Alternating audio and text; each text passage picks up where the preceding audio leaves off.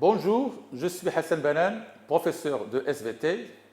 Dans le cadre de la continuité pédagogique, on va traiter aujourd'hui le sujet de baccalauréat 2017, option PC.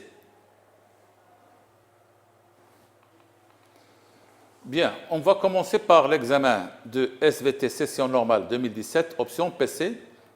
Donc la partie 1 de la restitution des connaissances, c'est la session rattrapage PC 2017. La première question, définissez les notions suivantes. Donc la première, c'est les ophiolites. Qu'est-ce que c'est qu'ophiolite? C'est une partie de lithosphère océanique ancienne présente actuellement au niveau d'une marge continentale. Deuxième notion est la structure foliée. Donc, qu'est-ce que c'est qu'une structure foliée? C'est une structure spéciale acquise par les roches métamorphiques et qui se caractérise par l'alternance de lits des minéraux clairs et de lits des minéraux sombres.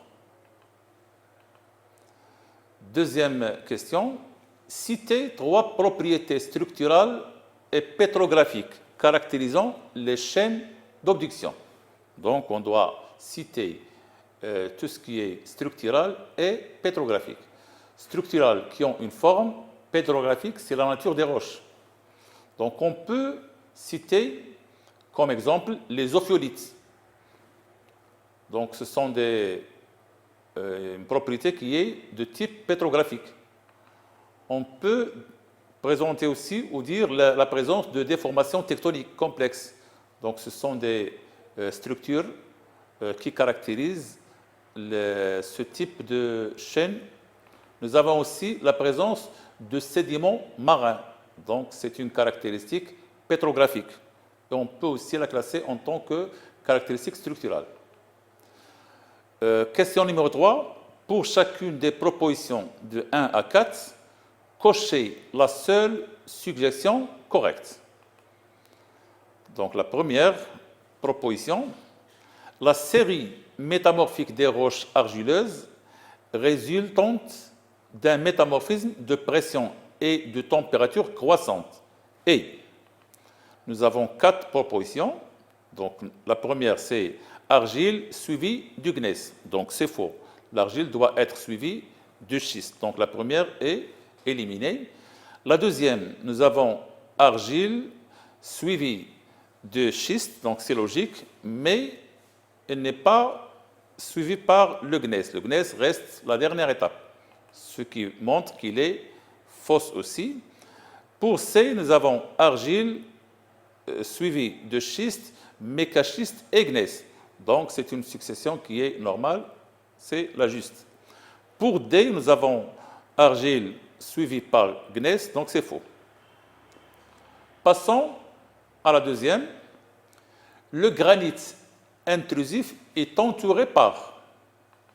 Donc, nous avons les migmatites, l'auréole métamorphique, le gneiss et la péridotis.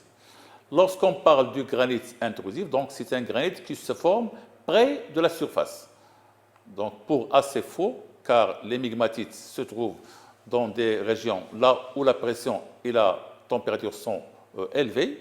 Donc, c'est faux. Petit b, entouré par l'auréole métamorphique, donc c'est juste.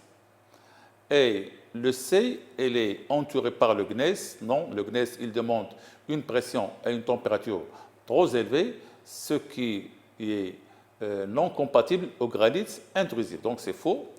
Et la péridotis, la dernière, est fausse aussi. Passons à la troisième proposition. L'éclogite est une roche métamorphique formée sous les conditions suivantes. Donc, ne pas oublier que l'éclogite est une roche métamorphique qu'on rencontre dans les zones de subduction. Et les zones de subduction se caractérisent par une température qui est généralement faible, car on a ici une anomalie thermique, mais la pression est élevée. Donc, les propositions sont les suivantes. Nous avons haute pression, c'est logique. Pour C et D, basse pression, basse pression. Donc, ils sont éliminés. Donc, la réponse, il doit être entre ces deux, le A et le B. Pour le A, haute pression et haute température. Donc, c'est illogique dans une zone de subduction. Pour B, haute pression et basse température, c'est logique. Donc, la réponse qui est juste, c'est B. Donc, A, c'est à éliminer. Le B est accepté. C, elle est éliminée. Et aussi D est éliminé. Passons maintenant aux quatrième proposition. Les migmatites forment un complexe rocheux qui sépare. Donc, les migmatites sont des roches qu'on trouve dans des zones qui se caractérisent par une pression élevée et température élevée, dans le contexte qui est géodynamique de collision. Pour le A, nous avons ici les roches du métamorphisme de contact du domaine de la fusion. Donc, c'est faux car le métamorphisme de contact se caractérise par une zone là où la pression est faible, mais température élevée. Donc, le A est à éliminer. Pour B, les roches du métamorphisme dynamique du domaine de la fusion. Donc, ici, lorsqu'on parle du métamorphisme dynamique, donc c'est un domaine qui se caractérise par une pression élevée, mais température généralement faible. Donc, c'est B et à éliminer aussi. Pour le C, on parle de le granit anatictique du granit intrusif. Donc, c'est faux aussi. Et qui est juste. Et la dernière, donc les migmatites sont des roches qui séparent le gneiss du granit qui est anatictique. Donc, la quatrième partie de ce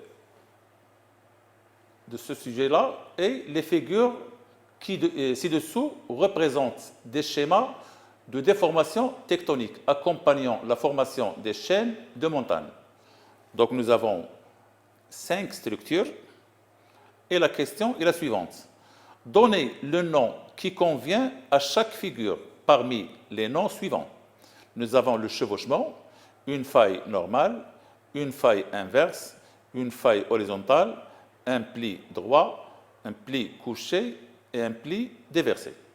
Donc, pour la figure 1, donc c'est un pli. Donc, il nous reste entre ces trois-là.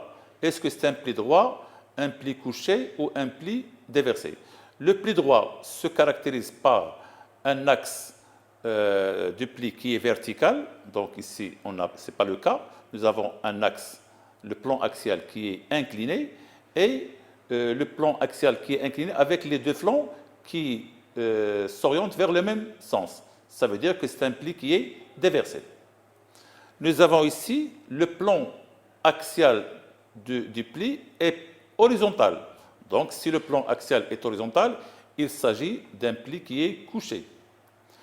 Et si nous avons une déformation avec une faille, mais le glissement d'un bloc au-dessus d'un autre. Donc, si un bloc glisse au-dessus d'un autre, il s'agit soit d'un chevauchement ou une nappe de charriage. Et puisque nous avons ici une des propositions qui est un chevauchement, donc c'est un chevauchement. La figure numéro 4, donc c'est une faille. Nous avons ici les deux blocs de part et d'autre qui s'éloignent, ce qui montre qu'il s'agit d'une faille qui est normale. Et si les deux blocs, ils se rapprochent, car les forces sont des forces compressives, donc il s'agit d'une faille qui est inverse. Passons maintenant à la deuxième partie du sujet qui porte sur le raisonnement scientifique et la communication écrite et graphique. Donc, on passe pour voir le sujet, l'exercice numéro 1, donc c'est la session de rattrapage PC 2017. Certains sportifs trichent lors des compétitions sportives en consommant des produits dopants interdits à l'échelle internationale par la Fédération des Jeux olympiques. Afin d'étudier l'effet de l'entraînement et du dopage sur les voies métaboliques produisant l'énergie au niveau des cellules musculaires chez ces sportifs, on propose les données suivantes. La mesure de la concentration de certains métabolites au niveau du muscle strié et la détermination des pourcentages de consommation du glucose et de la phosphocréatine chez un nageur après une épreuve de 100 mètres et chez un autre après une épreuve de 1500 mètres ont permis l'obtention des résultats présentés par le document numéro 1. Donc le voilà. Nous avons ici l'état de repos, donc la concentration des métabolites en 10 à la puissance moins 6 mol par gramme du muscle. Nous avons ici l'acide lactique, le glycogène, le phosphocréatine et l'ATP. Le numéro 1, c'est l'état de repos, donc c'est l'état de référence. Et nous avons nage libre de 100 mètres pour 1 minute et nage libre de 1500 mètres pendant 15 minutes. Nous avons aussi les valeurs. La question est la suivante. À partir du document numéro 1, déterminer les variations de la concentration des métabolites chez les deux nageurs après l'effort musculaire. Donc, si on vous demande de dégager et de déterminer les variations de concentration des métabolites, on doit faire attention à ce que l'état de repos est l'état de référence. Donc, le départ de notre travail est de la façon suivante. L'état de repos, c'est un état de référence. Et on doit comparer chaque métabolite chez le nageur de 100 mètres par rapport à l'état de référence.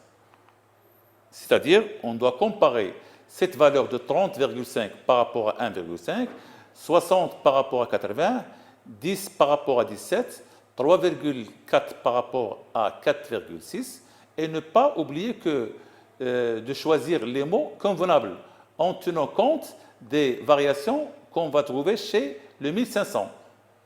Par exemple, pour le nage libre, nous avons ici 30,5 et pour le 1500, nous avons 3. Donc, dans les deux cas, il y a augmentation. Mais l'augmentation pour la nage libre est trop élevée par rapport à l'augmentation pour la nage de 1500. Donc, pour le nageur de 100 mètres libres, on note une augmentation très importante de l'acide lactique, une diminution du glycogène, une diminution aussi importante de la phosphocréatine, mais l'ATP généralement reste presque stable, car l'ATP est en permanence, elle est toujours resynthétisée. Et pour la nage libre 1500, nous avons aussi une augmentation, mais pas comparable à celle de nageurs de 100 mètres. Donc ici, on a une très grande production. Ici, on a une production qui est 3 fois supérieure à l'état normal. Nous avons aussi une diminution qui est importante du glycogène par rapport aux nageurs du 100 mètres. Et pour la phosphocréatine, c'est le passage de 17 à 16, c'est une légère diminution. Mais pour l'ATP, c'est presque constante. Donc la réponse attendue est la suivante. Pour le nageur libre 100 mètres, nous avons une diminution importante de la concentration de la phosphocréatine, une augmentation de la concentration de l'acide lactique et faible diminution de la concentration du glycogène. Et pour l'ATP, sa concentration reste presque stable.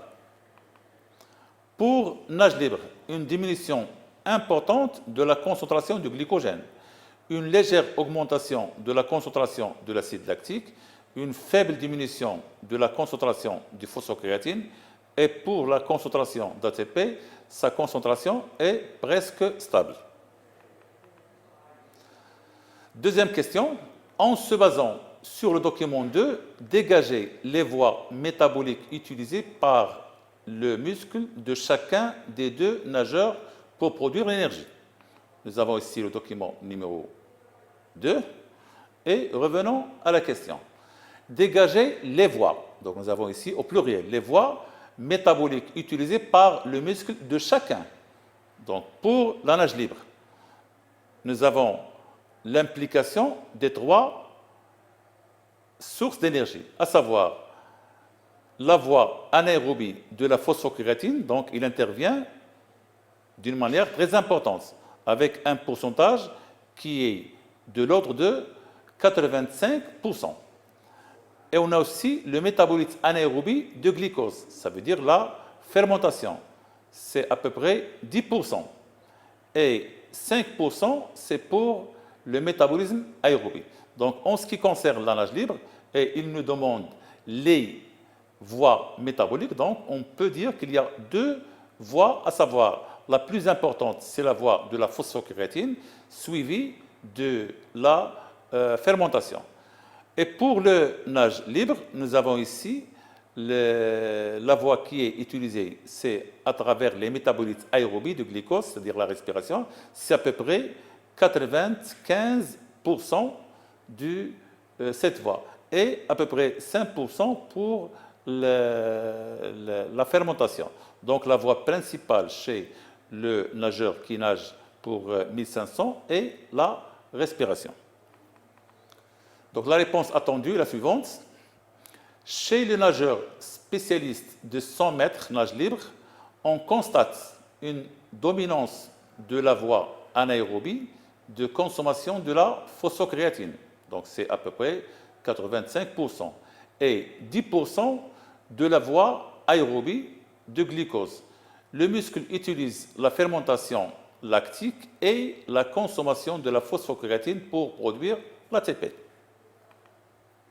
Chez le nageur spécialiste de 1500 mètres, nage libre, on constate une dominance de la voie aérobique. Donc c'est nettement supérieur à 90%. Le muscle utilise la voie aérobie du glucose, c'est-à-dire la respiration, pour produire l'ATP. On continue. Pour comprendre l'effet de l'effort musculaire de longue durée sur le métabolisme du muscle, on propose les données présentées par les documents 3 et 4. Donc, le document 3, qu'est-ce qu'il nous montre? Donc, un entraînement de longue durée, 1500 mètres nage libre pendant 21 semaines, à raison de 5 séances par semaine, permet d'observer dans les cellules musculaires une augmentation de nombre de mitochondries de 120% et la taille des mitochondries qui passe de 14 à 40%. Des mesures de l'activité des enzymes du cycle de Krebs sont réalisées à partir d'extraits de muscles prélevés chez différents sportifs, donc le 1500 nage libre, avant et après l'entraînement, ont permis l'obtention du graphe ci-contre. Donc ici, nous avons l'évolution de l'activité des enzymes du cycle de Krebs en unité arbitraire en fonction du temps. On a ici le début des entraînements et nous avons ici l'arrêt des entraînements. Pour le document 4, la mesure de la quantité de l'acide lactique en fonction de la vitesse de la natation chez un nageur qui a bénéficié d'un entraînement et chez un nageur qui n'a pas bénéficié d'entraînement a permis la réalisation du graphique ci-contre. Vous avez ici l'évolution de la concentration de l'acide lactique et vous avez aussi chez le nageur qui n'a pas bénéficié d'entraînement et chez un autre qui a bénéficié d'entraînement. Donc la question est la suivante. En exploitant les documents 3 et 4, déterminer l'effet de l'entraînement sur le métabolisme musculaire, puis expliquer l'effet de l'effort musculaire de longue durée sur les réactions métaboliques du muscle. Donc toujours, c'est une question qui est composée de deux parties. La première, on doit déterminer l'effet de l'entraînement, et la deuxième, on doit expliquer l'effet de l'effort musculaire sur les réactions métaboliques. Donc, pour l'exploitation, d'après le document numéro 3, on doit faire attention à tirer les informations suivantes. Donc, nous avons des informations qui sont écrites ici dans le texte et d'autres qu'on doit soulever de la courbe. Pour le document, on a le nombre de mitochondries, il augmente. Nous avons aussi la taille des mitochondries qui passe de 14 à 40%. Et nous avons aussi, d'après la courbe, une augmentation de l'activité des enzymes du cycle de Krebs. Pour le document numéro 4, chez la personne qui bénéficie d'un entraînement, nous avons une production d'acide lactique qui n'a pas bénéficié. Nous avons une production d'acide lactique qui est importante pendant une vitesse qui est faible. Ça veut dire que vers une vitesse comprise entre 18 et 20 km par heure, on a une production maximale d'acide lactique. Mais chez le nageur qui a bénéficié de l'entraînement, la production de l'acide lactique est faible, mais après une vitesse qui dépasse 24 km/h. Donc la réponse attendue est la suivante. Pour le document 3, suite à un entraînement de longue durée, on constate une augmentation du nombre des mitochondries et de leur taille, avec une élévation de l'activité enzymatique du cycle de Krebs. Pour le document numéro 4, l'élévation de la vitesse de la natation est accompagnée par une augmentation rapide et importante de la concentration de l'acide lactique chez le nageur non entraîné, en comparaison avec le nageur entraîné. Donc, jusqu'à maintenant, on a répondu à la première partie. Pour l'explication, lors d'un effort musculaire de longue durée, la natation 1500 mètres, le muscle favorise le métabolisme aérobique, c'est-à-dire la respiration, par rapport au métabolisme anaérobique, qui est la fermentation lactique, suite à une augmentation du nombre et de la taille des mitochondries et aussi l'augmentation de l'activité enzymatique du cycle de Krebs, ce qui favorise les réactions de dégradation de glucose dans un milieu aérobie par rapport à la dégradation en milieu anaérobie. Donc on continue. Malgré les graves effets secondaires des produits dopants sur la santé pour améliorer leur performance sportive, certains nageurs utilisent différents produits dopants adéquats à leur activité sportive. Pour comprendre le mécanisme d'action des produits dopants, nous proposons les données des figures A et B du document 5. Donc le voilà. Pour la question, en exploitant le document 5 et vos connaissances, déduisez l'effet de la consommation de l'EPO et de la créatine sur le métabolisme musculaire. Revenons à la figure A. Donc, l'EPO ou érythropoïétine est une hormone sécrétée par le rein. Cette substance se trouve sous forme synthétique que les nageurs de longue distance utilisent comme produit dopant. Le tableau ci-dessous présente les changements enregistrés au niveau du sang d'un individu avant et après injection d'EPO. Nous avons ici le nombre de globules rouges par litre de sang et la quantité d'hémoglobine. Avant injection d'EPO, nous avons 4,9 10 à la puissance 12, mais après, nous avons 6 10 à la puissance 12. Ça veut dire qu'il y a une augmentation. De même pour l'hémoglobine, nous avons la quantité, c'est 150 grammes par litre avant l'injection, mais après, nous avons 200. Donc, il y a augmentation du nombre de globules rouges et la quantité d'hémoglobine. Pour la figure B, la concentration d'ATP est déterminée dans les quadriceps de deux nageurs spécialistes des épreuves de 100 mètres nage libre. Le premier a bénéficié d'un supplément de créatine, donc des pilules de créatine, pendant 5 jours. L'autre nageur a reçu un placebo, donc ce sont des pilules ne contiennent pas de créatine. Cette concentration est évaluée avant le début de l'exercice, c'est-à-dire le repos, et juste à la fin de l'exercice et après 3 minutes de récupération. Les résultats obtenus sont résumés dans le graphe suivant. Donc vous avez ici la quantité au départ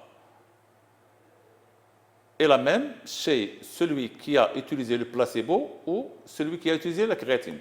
Mais après la fin de l'exercice, nous avons une diminution pour les deux, mais chez celui qui a utilisé le placebo a une diminution plus importante que celui qui a utilisé la créatine. Et aussi pendant la récupération, celui qui reçoit le placebo, il récupère l'ATP, mais d'une quantité faible par rapport à celui qui prend la créatine. Ce qui montre que la prise de créatine, il favorise la production d'une quantité d'ATP plus importante que celui qui utilise le placebo. Donc la réponse attendue est la suivante. La consommation de l'EPO, il va faire augmenter le nombre de globules rouges et augmente aussi la quantité d'hémoglobine. Ceci va augmenter l'oxygénation du muscle et par la suite l'augmentation de la production d'ATP par la voie aérobique qui est la respiration. Et la consommation de la créatine, il va offrir au muscle une quantité supplémentaire d'ATP. Donc certains sportifs ont recours à s'entraîner dans des régions montagneuses, Ifrane par exemple, pour améliorer leur ventilation pulmonaire et augmenter le nombre de leurs globules rouges ainsi que la quantité de l'hémoglobine. La question numéro 4 est la suivante.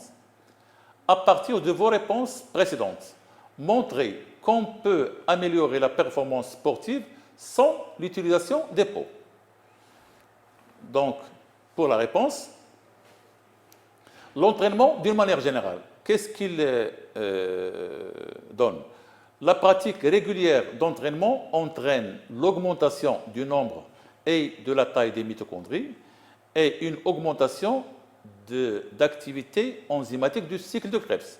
Donc c'est en général. Mais si cette pratique d'entraînement est réalisée dans une zone là où l'altitude est élevée, ça veut dire les régions montagneuses, qu'est-ce qu'on aura de plus? De plus, on aura l'augmentation des globules rouges, donc dans ces régions, ces entraînements dans ces régions montagneuses augmentent le nombre de globules rouges et aussi la quantité d'hémoglobine, donc on a ici le même effet que les pots, et ils améliorent la ventilation pulmonaire. Toutes ces variations, qu'est-ce qu'ils vont conduire? Ils vont conduire à l'augmentation de la production d'ATP au niveau du muscle par la respiration, ce qui améliore la performance sportive sans recours à l'utilisation des produits dopants. On s'arrête aujourd'hui à ce niveau et à la prochaine fois, Inch'Allah.